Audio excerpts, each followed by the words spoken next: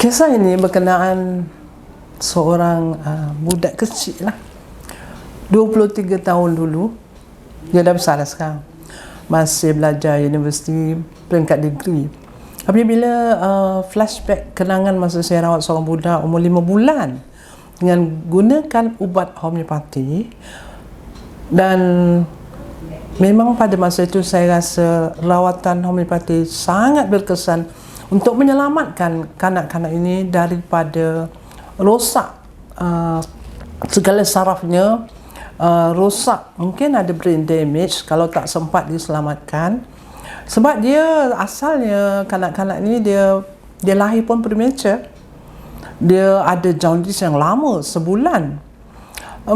Saya masa rawat dia, masa jaundice budak ni, dia berat dia 800 gram. Bayangkan 800 gram, kecil sangat. Bila tengok tu ukur tapak kaki dia besar jari dia. Tapi kenapa guna kaedah rawatan homeopati? Sebab kanak-kanak ni yang lahir ni, dia dah suffer dalam perut ibu dia sebab ibu dia mengidap darah tinggi yang sangat tinggi, sehingga doktor ingin mempercepatkan kelahirannya dan memberi suntikan untuk mematangkan livernya supaya dia lahir. Jadi dia lahirlah akhirnya.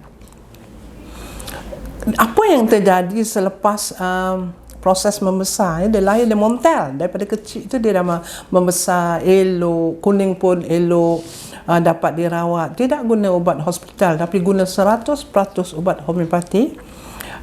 Pernah saya tengok rekodnya, ada tulis dawat merah lah daripada pusat kesihatan daerah menyatakan anak ni dirawat menggunakan ubat homeopati kerana masalah jaundice-nya.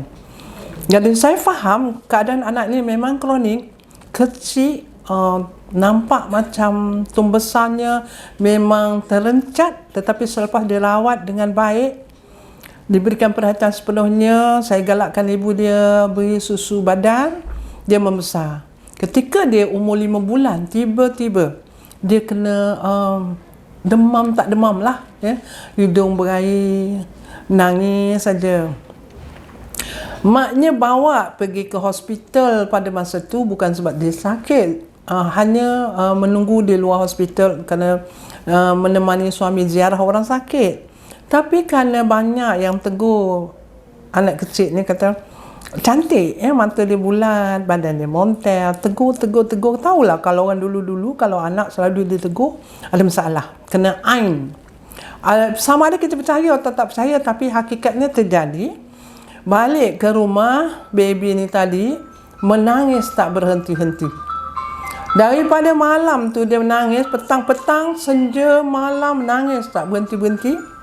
Dan akhirnya memang tak boleh dipujuk, beri susu tak mau, didodoikan tak mau.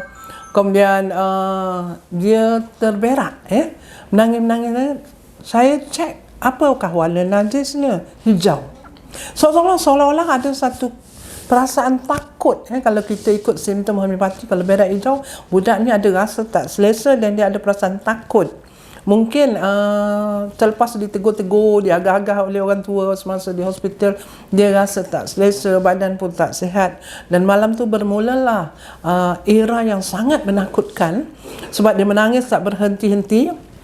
Dari malam sampai tengah malam, beri ubat, didodoikan, disusukan, semua tak jalan. Jadi apa yang terfikir pada fikiran pasangan muda ini, ayahnya bawa naik kereta, pangku, ibunya pangku anak ni, pergi ke rumah-rumah, lepas satu bomo yang beri air tawar supaya berhenti menangis. Jadi tak mau berhenti menangis. Lama kelamaan saya perhatikan, ketika itu saya juga rasa risau. Saya ada bawa ubat homeopati, dan apa yang saya takuti ialah anak ni nanti kalaulah dia kena sawan. Jadi saya ada bawa satu ubat yang dia satu daripada garam, garam dia panggil Macphos dalam homeopati, yang mencegah kalau berlaku sawan. Ketika itu anak ni dah terlampau menangis, dah sampai pukul 2 pagi sampai 3 pagi, rumah ustaz sana tawar, rumah ustaz sini ambil air tawar, sana ambil air tawar, tak jadi. Bawa pergi hospital, akhirnya sampai hospital pukul 6 pagi. Tak ada arah nak buat. Kenapa anak ni menangis? Adakah disampuk syaitan? Adakah dirasuk oleh hantu mana-mana? Tak tahu. Jadi, oleh kerana memandangkan, matanya dah mula pandang cross eyes, pandang dah tak betul dia pandang, dia juling. Satu pandang kanan, satu pandang kiri matanya. Dan dia menangis tu teresak-esak sehingga nafasnya tinggal satu-satu.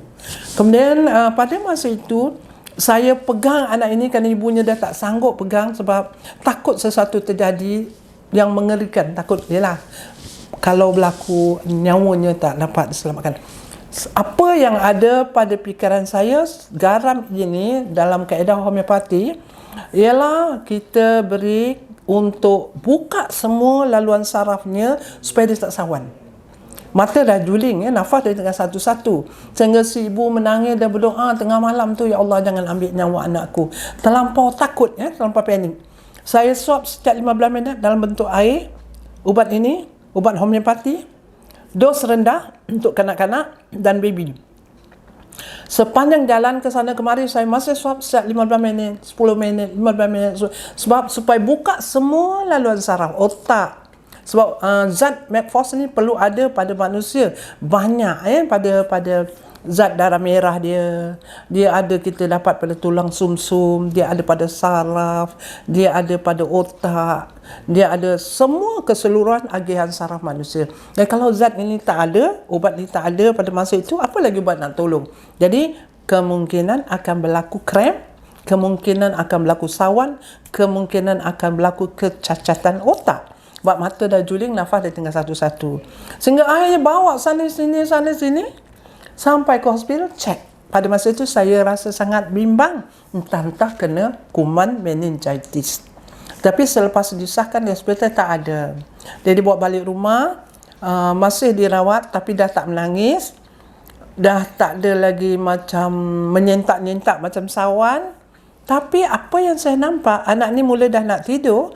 Bila bangun tidur, matanya dah juling. Sebab dia kuat sangat menangis tadi. Jadi ubat yang saya berikan tadi diteruskan tanpa saya beritahu mak dia bahawa mata anak ni dah mula juling. Tapi selepas beberapa minggu, matanya kembali normal, keadaan kelakuannya kembali normal, dah tak menangis malam, berak hijaunya dah hilang, dia mulai menyusu dengan baik dan selesa. Anak ni memang saya rawat daripada lahir, dan keadaannya memang sangat rumit kerana dia tak cukup bulan. Sehinggalah sekarang dah masuk universiti dan dah buat first degree, menunggu habis belajar. Dan itulah keberkesanan ubat homeopati.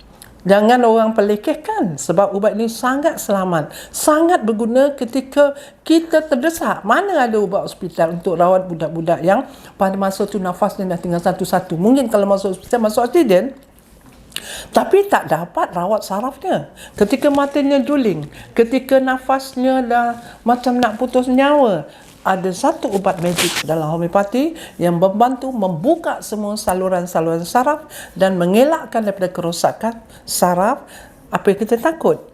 Sawan boleh menyebabkan maut. Sawan juga boleh menyebabkan kekal bodoh. Maknanya nanti kalau dia besar, begitulah dia. Dah hilang dah daya berfikir dan mengelakkan daripada dia juling permanen.